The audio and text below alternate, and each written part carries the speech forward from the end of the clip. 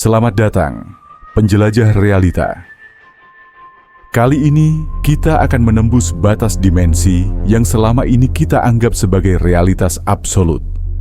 Apa jadinya jika waktu, entitas yang kita andalkan untuk memahami kehidupan, ternyata hanyalah ilusi rapuh yang bisa dilipat, diputar, bahkan dihentikan?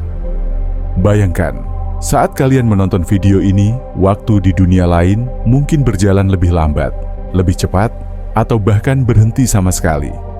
Bersiaplah, karena perjalanan ini akan membawa kalian ke ambang pemahaman baru tentang evolusi manusia menuju dimensi yang lebih tinggi.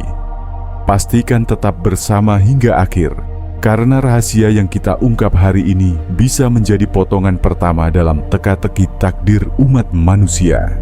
Waktu sebagai langkah awal. Di dimensi tempat kita hidup, waktu adalah benang halus yang merajut setiap peristiwa menjadi sebuah kisah. Namun, apa yang terjadi jika benang ini ternyata tidak lurus, tetapi melengkung, terpilin oleh energi raksasa yang tidak kasat mata? Penelitian ilmiah telah menunjukkan bahwa gravitasi, kekuatan yang menjaga kita tetap berpijak di bumi, bukan hanya menarik benda, tetapi juga memengaruhi jalannya waktu itu sendiri. Fenomena ini disebut dilatasi waktu gravitasi, dan ia adalah bukti nyata bahwa waktu di dimensi kita tidaklah mutlak. Mari kita ambil contoh lubang hitam, salah satu objek paling misterius di alam semesta. Di dekat lubang hitam, gravitasi begitu besar sehingga ia melengkungkan ruang dan waktu ke tingkat yang ekstrim. Jika kita mengamati seorang astronot yang mendekati lubang hitam, kita akan melihatnya bergerak dengan sangat lambat, seolah waktu baginya hampir berhenti. Sementara itu, bagi sang astronot, waktu berjalan seperti biasa. Perbedaan ini membuktikan bahwa waktu di dimensi 3 adalah relatif. Ia bisa diperlambat, bahkan mungkin dihentikan jika energinya cukup besar. Teknologi untuk memahami waktu. Penemuan ini membawa kita pada gagasan yang luar biasa. Manusia mungkin suatu hari mampu mengontrol waktu. Bagaimana caranya? Dengan menciptakan teknologi yang meniru gravitasi ekstrim seperti yang ada di dekat lubang hitam. Fisikawan telah mengusulkan konsep perangkat yang mampu menciptakan medan gravitasi buatan, memungkinkan waktu di sekitarnya berjalan lebih lambat. Mesin ini tidak hanya akan menjadi alat untuk eksplorasi ilmiah, tetapi juga menjadi langkah awal kita untuk memahami waktu sebagai sebuah entitas fundamental. Namun, pencapaian ini bukanlah tanpa tantangan. Menciptakan medan gravitasi buatan membutuhkan energi yang sangat besar, jauh melebihi kapasitas teknologi kita saat ini. Meski begitu, sejarah telah membuktikan bahwa apa yang dulunya dianggap mustahil seringkali menjadi kenyataan seiring berjalannya waktu. Dengan kemajuan ilmu fisika kuantum dan teknologi material, kita mungkin mendekati hari di mana manipulasi waktu menjadi lebih dari sekadar mimpi. Menciptakan mesin waktu. Langkah selanjutnya adalah sesuatu yang telah memikat imajinasi manusia selama berabad-abad. Mesin waktu. Jika manusia berhasil menciptakan perangkat yang memungkinkan perjalanan ke masa lalu, ini bukan hanya lompatan dalam sains, tetapi juga tonggak besar dalam evolusi kita sebagai makhluk yang memahami waktu sebagai dimensi. Namun, perjalanan waktu tidak hanya membawa potensi, tetapi juga tantangan besar yang bisa mengguncang struktur realitas.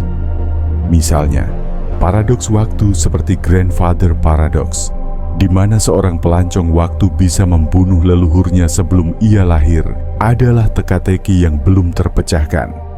Jika paradoks ini terjadi, konsekuensinya bisa sangat destruktif, bahkan mungkin menghapus seluruh alam semesta yang bersangkutan. Untuk mengatasi risiko ini, diperlukan pemahaman yang jauh lebih dalam tentang hukum waktu dan bagaimana ia berinteraksi dengan dimensi lain. Apakah manusia akan mengatasi tantangan ini dan membuka pintu ke dimensi baru? Atau, seperti benang yang terlalu sering ditarik, apakah kita akan memutuskan jalannya waktu itu sendiri? Tetaplah bersama karena langkah berikutnya membawa kita lebih jauh ke dalam misteri tubuh fisik dan evolusi kesadaran menuju dimensi yang lebih tinggi.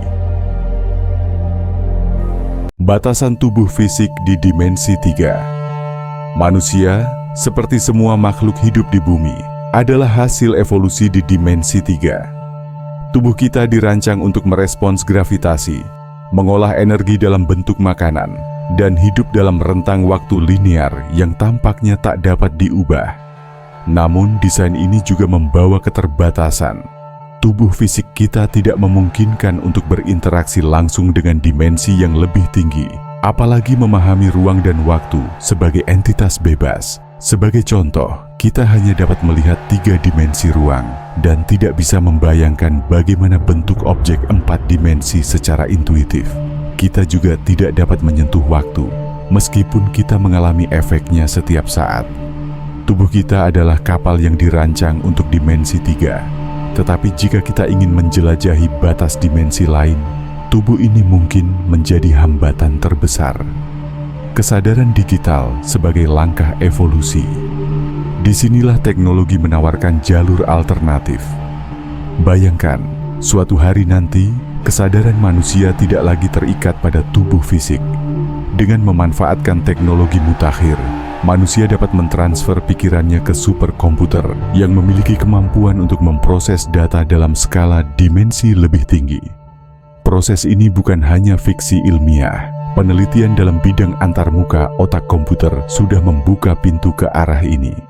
Jika kesadaran manusia dapat dimasukkan ke dalam dunia digital, ia tidak lagi dibatasi oleh hukum biologi dimensi 3. Manusia akan menjadi entitas semi-4 dimensi yang mampu menavigasi ruang digital, seperti kita menavigasi dunia fisik. Dalam kondisi ini, manusia akan dapat melihat dan berinteraksi dengan konsep waktu, energi, dan ruang dengan cara yang tak mungkin dilakukan oleh tubuh fisik. Namun ada konsekuensi dari langkah ini. Dengan meninggalkan tubuh fisik, manusia juga meninggalkan banyak aspek yang membuat kita manusiawi. Emosi, pengalaman sensorik, dan bahkan identitas kita bisa berubah secara mendasar. Apakah harga ini sepadan dengan kebebasan yang ditawarkan? Itu adalah pertanyaan yang hanya bisa dijawab oleh mereka yang berani melangkah menuju kesadaran absolut. Meninggalkan tubuh fisik hanyalah satu langkah dalam perjalanan panjang menuju evolusi yang sejati. Untuk benar-benar menjadi makhluk 4 dimensi, manusia harus melampaui ketergantungan pada teknologi. Kesadaran absolut adalah tujuan akhir, di mana manusia tidak hanya memahami waktu, energi, dan ruang, tetapi juga berinteraksi dengan mereka secara intuitif.